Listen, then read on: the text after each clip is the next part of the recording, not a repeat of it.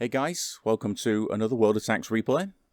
It's been a while, but we're back today with the Swedish medium line. In this case, the UDES 16. Currently this line is top of the tree with the UDES 1516. And the tank that precedes this, the Tier 8, is the 14.5. Now I haven't played the Tier 10 yet, I have unlocked it. But certainly this tank, the Tier 9 and the Tier 8, were particularly good, I thought. I enjoyed playing them. So we're going to take the Tier 9, the UDES 16 out in Studzianki and take a look at some of the gameplay in it. And one of the things I really enjoyed about this tank early on was the gun.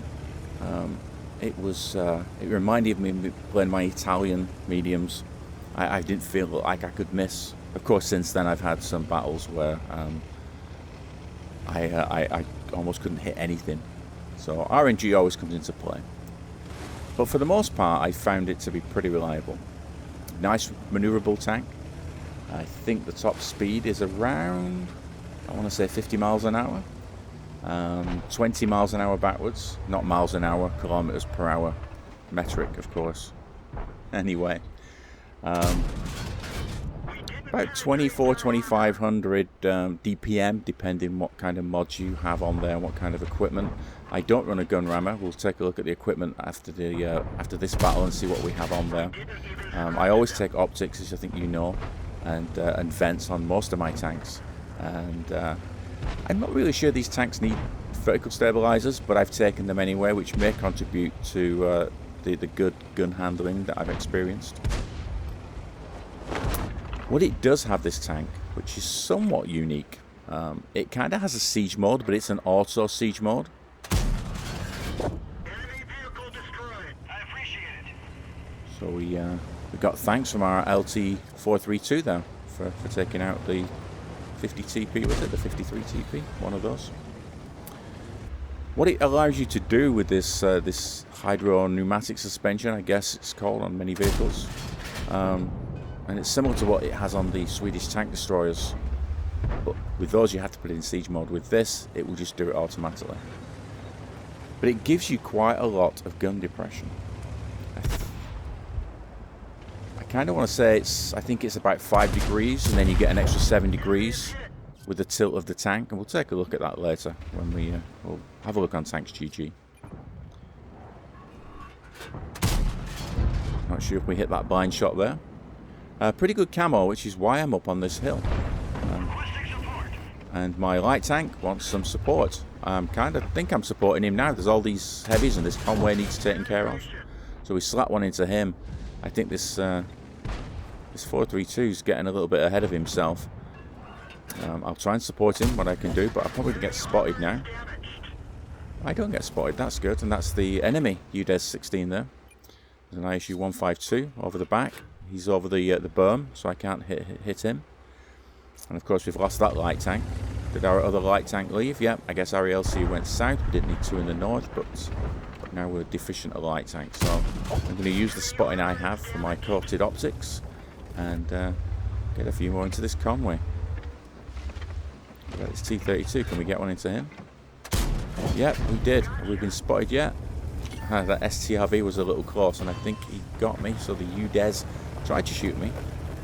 But the other good thing about this tank, if you use it correctly, you've got very well angled armour. So if you go in and hold down position, I mean, you look at it from the side there, that wedge. So even though the armour's not particularly thick, I think it's like 45 millimeters. Yeah, the turret armour's like 70. But because it's so well angled, you get a lot of ricochets. You can even side scrape in this tank. Not really tried it out much, but what it does allow is for you to work a ridge line. And something like this where you can be behind foliage as well and hopefully maintain your camo values. You can be pretty effective at spotting, at scouting, and I've done some great scouting jobs.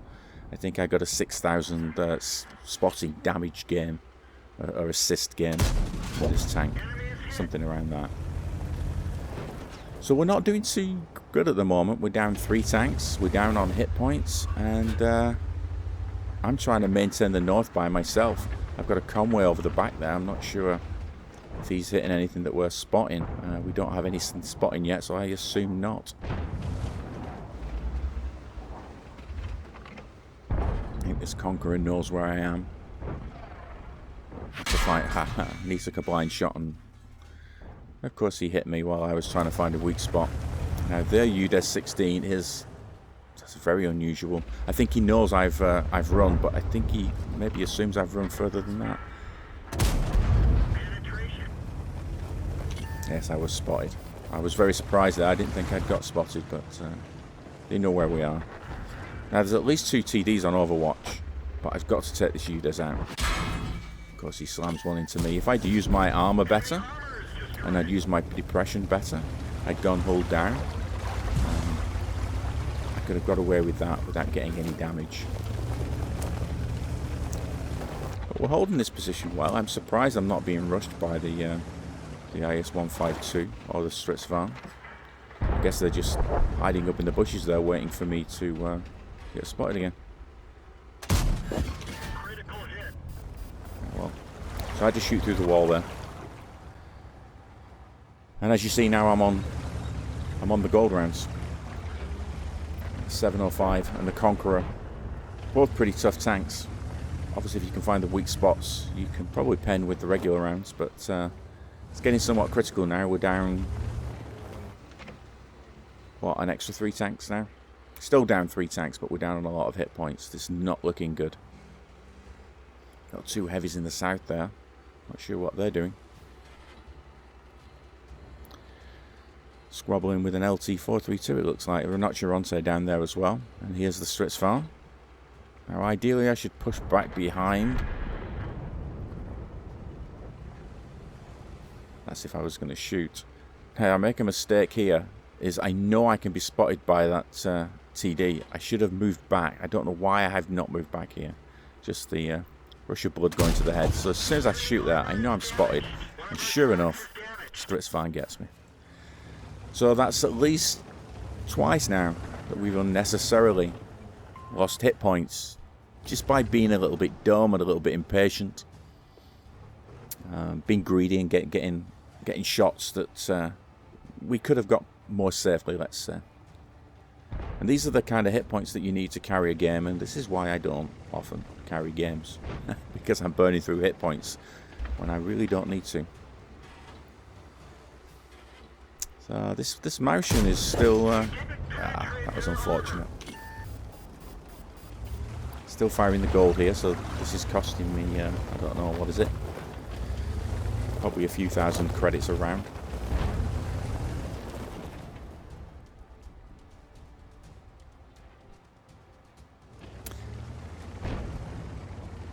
And the enemy are being very cagey and not making too many mistakes here.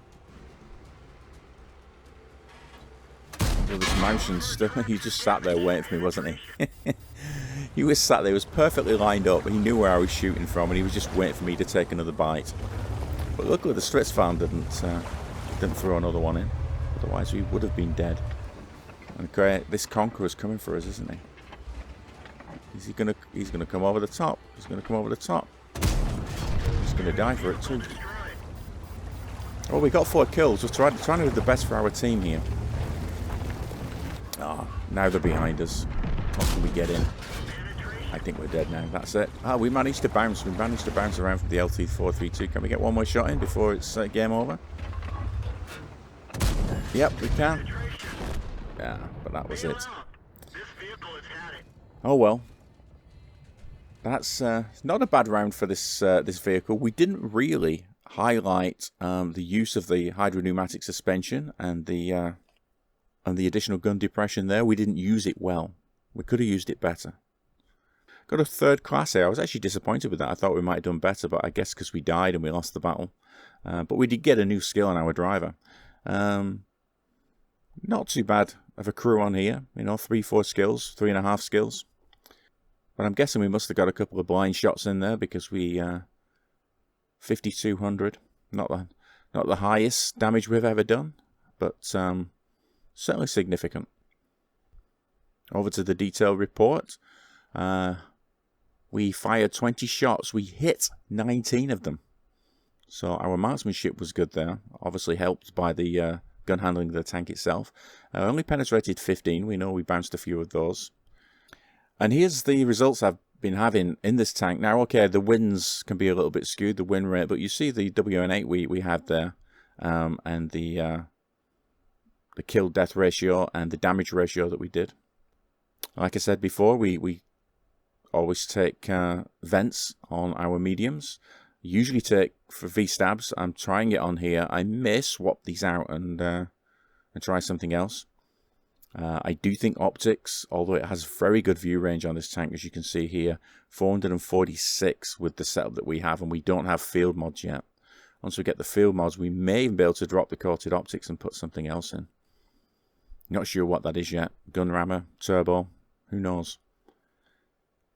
So we'll look at the armor profile here, and this is what I said before about side scraping and the wedge angle on the top. If you can keep the hull down, where it's all green there, you know, and you can see the hydro-pneumatic suspension in play here to get that extra gun depression.